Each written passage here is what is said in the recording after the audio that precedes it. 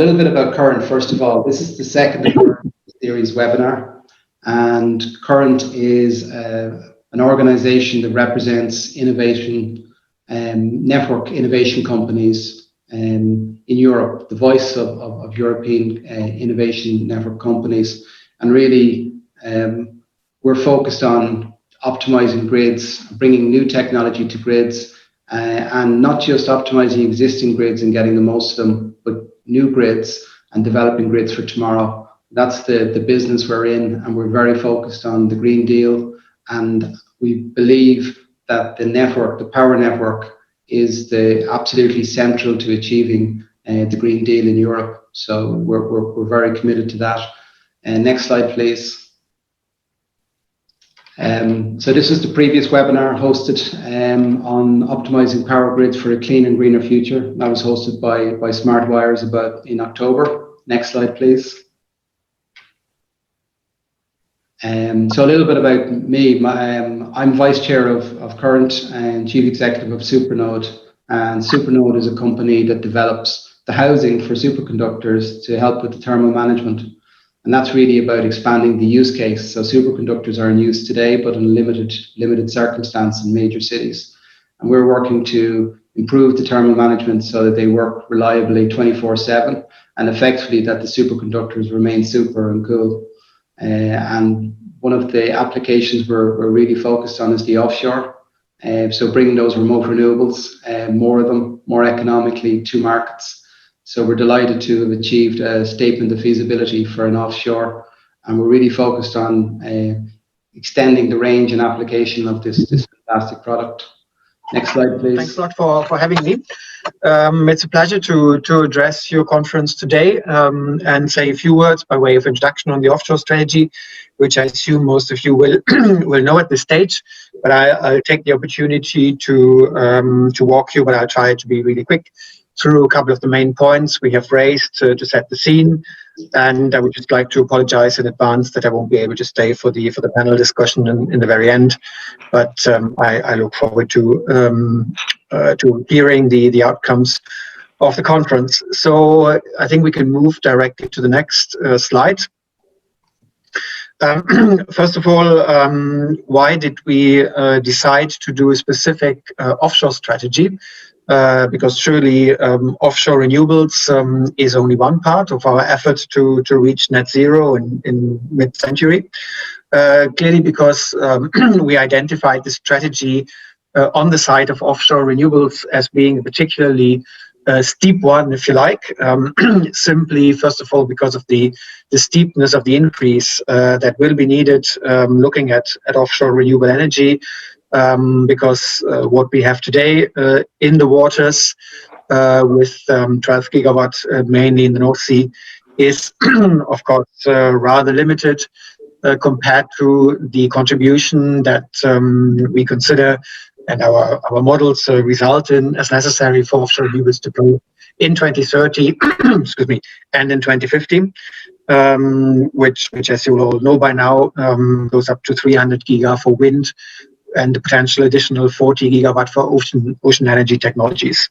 This is really just to show why this broad portfolio of technologies is so important, because we're speaking, if we look at the North Sea, which is really where efforts so far have concentrated, we're speaking about an environment which is relatively specific and I would say even unique in an EU offshore context, because it is so shallow. That is to a certain extent still the case in the Baltic Sea, but much less so in the other sea basins that we have, the Atlantic, the Mediterranean, and the Black Sea. And all of those have a potential, but they require different technologies, and we want to tap into all of those. What are the key objectives of the strategy? I would name four, perhaps. First of all, the targets in themselves are important because they set a clear direction, and they are important as a sort of orientation mark for the industry in terms of what is expected of industry, in terms of the capacities which will be needed. Secondly, then based on that, to encourage public and private investment in new infrastructure and also research, both of which very important in the context of this seminar. Clearly, as I said earlier on, the need for regions to work together more efficiently and more closely, and we want to set the frame for that, and perhaps offer the right forums to do that. And lastly, for that investment to come forward, what is needed clearly is a clear and stable legal framework, which gives investors the kind of certainty and perspective that they need. Our next speaker is Arnoldus van Wingard from the Fraunhofer Institute for Wind Energy Systems, the Chief Scientist. Over to you, Arno. Yep. Hello, and welcome from me as well. Happy to be here. And I wanted to give a small presentation on energy in 2050, seen from the 2050 point of view. Next. Okay, since I'm from wind energy, I'll talk a little bit. Since I've been in wind energy turbines have been growing from 55 kilowatts with about 10-meter long blades up to the 12 megawatt Haliade, which has blades which are over 100 meters high. And as you can see, to the buildings in the background is starting to give some competition to the Eiffel Tower already. So we're getting a North Sea full of Eiffel Towers. Next. And not just the size of the individual turbines have been growing, wind energy as a whole has been growing quite nicely as well, up to about 500 gigawatts. In the insert, you can see the offshore energy, which is following a similar trajectory. It's just that it's like maybe some 20 years behind. Next.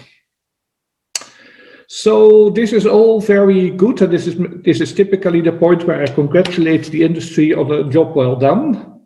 And then, okay, where do we need to go? Next, let me zoom in here. So next. So we've done 500 gigawatts, but we need to do about 18 terawatts. And that's a different number than Joachim mentioned, the previous speaker, because I'm looking actually at the energy needed in the whole world. And then let me show you a kind of reversed Gantt chart. And this is also useful for slapping politicians around the ears with the actual need for not just talking about it, but actually doing something. So we need to be ready by 2050. Everybody agreed on that part. Which means, you know, you will be digging in the 10 years before that, and hopefully starting a little bit earlier than that, which means that you got the legal framework in place before that. You need to get the planning in place for that, and you need to work really hard on the research. If you want to talk about types of grid, just about right now. One thing on the cost development that we also may be neglected. Materials may run out or become more expensive if we are simply starting to dig out the whole world for, well, for instance, making this 10,000 Eiffel Towers in the North Sea. But on the other hand, we can now go chuck, chuck, chuck, chuck, like T-Ford style, have automated production technology for those wind turbines. And that would probably also help. And I see similar advantages of scale in other fields, but it's a very, very major task. Next slide. And talking about national grids, I mean, this is from The Guardian, you know, a plan to couple the largest solar park in the world to be built in Australia with Singapore. And I mean, that looks like quite a distance. Next.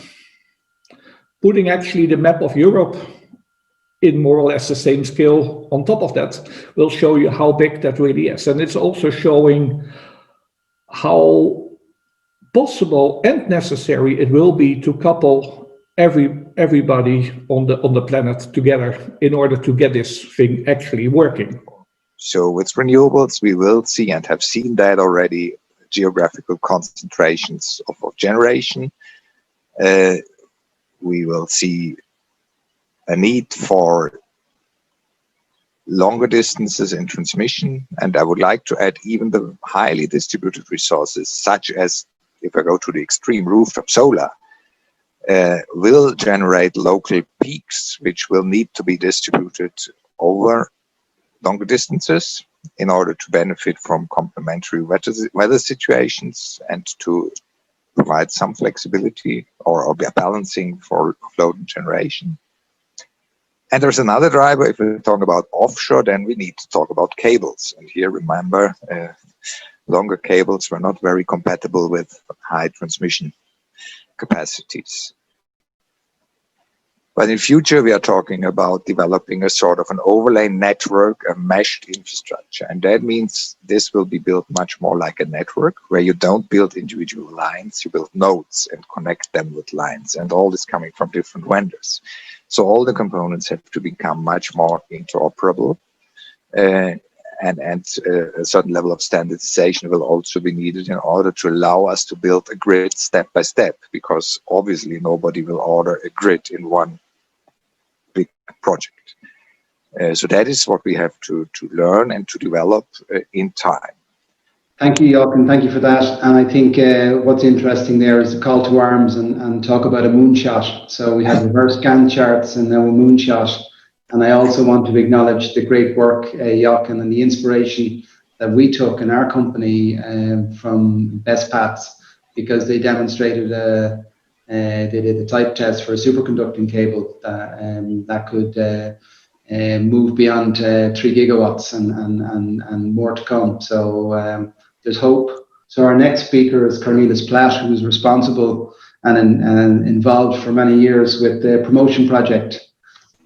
Thank you, John. Also, thank you for the invitation to speak here. So from the previous presentations, the need for DC grids, I think, is quite clear. And what also is shown by the previous presentations is that the scale that justifies HVDC really also requires international collaboration. So what are then meshed DC grids and what can they do for us? Next slide, please. So what you see now is a map of all the currently planned and in operation HVDC links in Europe. What you can see is that these are all predominantly point-to-point, single purpose, and what you can't see from the map, but is the case, is single vendor projects. And yeah, you can see that it's already becoming quite spaghetti. Many links are in place, but it's not yet possible to make a grid out of this, because as indicated by the different colors, these lines don't have different voltages, they have different voltages and also different converter configurations. The first sign of the hybrid transmission systems are really already coming into place. So the blue lines, for example, the Caithness Murray, which is an embedded HVDC link in Scotland, and at the bottom you can see the tip of the Ultranet link in Germany. But also hybrid interconnectors. So the two red lines, the top one is the wind connector and the bottom one is the Nautilus link, are already on the map. And these hybrid systems, they all happen to be multi-terminal, but not yet meshed. So what is the difference? Now, an alternative to this could be the radial multi-terminal system, which you see in the middle. And this could really serve the same transmission need. But what you can immediately see is that we need fewer converters for this. We combine the two links on the left-hand side and have one converter to go out. And this immediately leads, of course, to lower cost, a lower footprint, lower losses, and a higher availability of the system as a whole. And it allows us, as in the example of a hybrid interconnector, to combine the purposes and increase the utilization of the grid. It also comes with challenges, of course. For example, the coordination between the different projects, the different parts of this DC grid and their partners, and multi-vendor interoperability. Several of those types of grids have already been built and put into operation in China, which means that from a technical perspective, in the right setting, which is one country and one TSO, this can work. And in Europe, several examples are in development, like the Caithness Murray Shetland extension, Ultranet, and Eurasia. The only problem is, though, that in case of a DC fault, there's no redundant path. And that is problematic for large HVDC system ratings when you go into the multi-gigawatt range. Because in that case, we might exceed the maximum loss of in-feed in the AC synchronous area that it is connected to. And one solution to this could be the meshed multi-terminal system, which you see on the right. Here we can reduce the impact of a DC fault on the AC system by rerouting power through a redundant path. This comes, of course, at the cost of having to have a DC grid protection in place, for example, the hybrid breakers or even hybrid converters, and the need for an additional cable and cable capacity. It is technically possible. In China, they are commissioning at the moment such a grid. But the real benefit of such a grid comes in cross-border, large-scale settings in which it combines different purposes. And that's really hard to achieve in international settings. It requires a very strong international collaboration and political commitment, and multi-vendor interoperability, which could, of course, be helped by a DC system grid code. And two challenges that we have in the EU in realizing this is, on the one hand, the number of cables and converters that we need to build. So it is always a good idea to minimize the amount of cable necessary in a transmission grid in order to minimize the cost and environmental and societal impact. So therefore, it's good to cluster wind farms to hubs and then use the highest possible cable rating to go to shore. In the EU, we have an offshore wind target of 300 gigawatts. And on top of that, you have to add also interconnection targets. And if you then look at the state-of-the-art HVDC cable ratings, which is inching towards 3 gigawatts, you can see that we need hundreds of cable corridors and also hundreds of associated onshore converter stations. In order to minimize the impact on the surrounding countries in the Netherlands, it is really important that we work towards having higher capacity cables and smaller converters. And the question is, of course, what can we do to do so? Could we, for example, go to a lower voltage transmission grid with superconducting cables and converters based on silicon carbide technology? I want to start with some words about the Best Path project, which was already mentioned by Jochen Kreusel. And I just want to highlight two topics out of the Best Path project. It says gigawatts scale superconducting cables are technical, mature, and cost competitive for high power transmission. And cost competitive means here total cost of ownership. And the recommendation for policy is to allow feasibility studies and public tenders and incentives for the deployment of this technology in the grids. And I think that is one of the important messages out of Best Path. We are coming now to our vision, and we want to marry high currents with medium voltage to reach high power MVDC, and that is the situation where we are looking for. And we are coming here to a possibility of multiple gigawatt. If you see here the medium voltage source converters, you easily can imagine that with a level of plus minus 40 kV, we can reach easily with 50 kiloamps, 5 gigawatt. And that is the range we are looking for, even going up to 10 gigawatt. And that with the same or lower CapEx and definitely lower OpEx compared to cable systems. So our next speaker is Dirk van Herten, professor from Leuven. And over to you, Dirk. And we have another questionnaire as well. So over to you, Dirk. Yeah, thank you very much for the opportunity to speak. I will be quick. I also have too many slides. My apologies for that. There are also many animations. We'll see how it goes. I'll try to bring my messages over. Next slide, please. So, yeah, we have ambitious goals. This has been mentioned before. We would like to have 450 gigawatt of offshore wind by 2050. Some say it's only 300 gigawatts. So 450, 300 doesn't really matter. It's an enormous amount. And if you go to the next slide or the next animation. If we look into that, what Wind Europe says is that we would like to have 200 gigawatt in the North Sea. And just for fun, if we have 200 gigawatt in the North Sea and we have 5 gigawatt links, which is not current day practice, but about to double. Next, can you push another time? Yeah, this would be more or less the number of lines that you would need to put in the system. Double the capacity, the maximum capacity that they have today. Clearly, this is going to look like spaghetti. This is not really a nice thing to do. So next, what we actually will need is a DC grid, but not just to bring power to the shore, but also bring it inland. So really need to push power. We don't need it in the north of Norway. Nobody lives there. So we need to bring it to Europe. We need to bring it to Bavaria, where this BMW is made, which was mentioned earlier. So we will need a full upgrade of the system. And in my opinion, this upgrade is at least at the same level as the upgrades that were done in the 70s when we had to connect nuclear power and interconnect countries. We'll have a massive challenge ahead. And this is without onshore developments and solar developments, which are equally interesting. What are the technical hurdles? To be honest, well, yes, HVDC is ready, but to have the suitable ratings to really make it appropriate for really long distance offshore, when we talk about some gigawatts, that means that we also need to have the voltage levels available, and that's not that long. Only the first systems at 500 kV are being installed. 640 is kind of ready. 800, that's not yet really there. So there's a really big power is still some developments necessary, but we're now in the ballpark where we want to be. It's kind of also not so super cheap, mainly the converter stations, which we inconveniently then have to put on a platform because you cannot really put them on the water, make them also very big and expensive investments. So that's also not really helping our development. They're large, complex, expensive. If we have such a system, control and protection is going to be more difficult, or complex interactions between AC and DC systems, interoperability is an issue, protection and breakers were missing.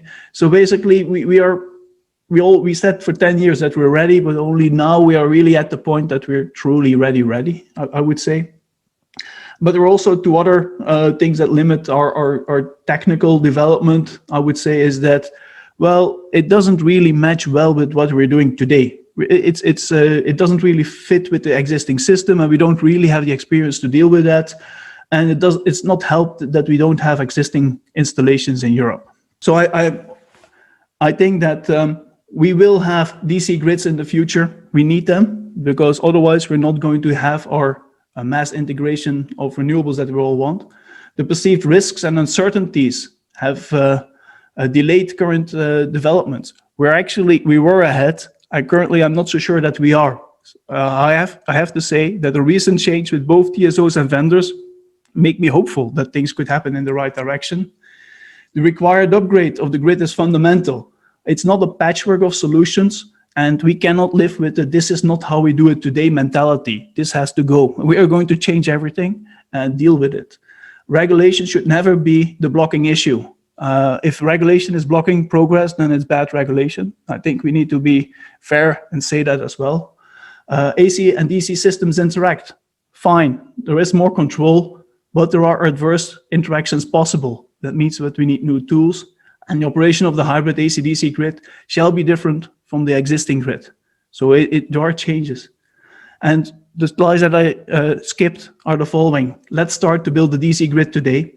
There is a significant societal benefit, even under different scenarios. It's profitable to do it today. Doing this demo would reduce risk, and given the high payback period, probably this should be a public investment. I'd like to thank the contributors today on the panel. There's some more webinars coming in 2021 from Current, accelerating the energy transition. The next one is how dynamic line ratings can help optimize the grid, and that's on the 14th of January.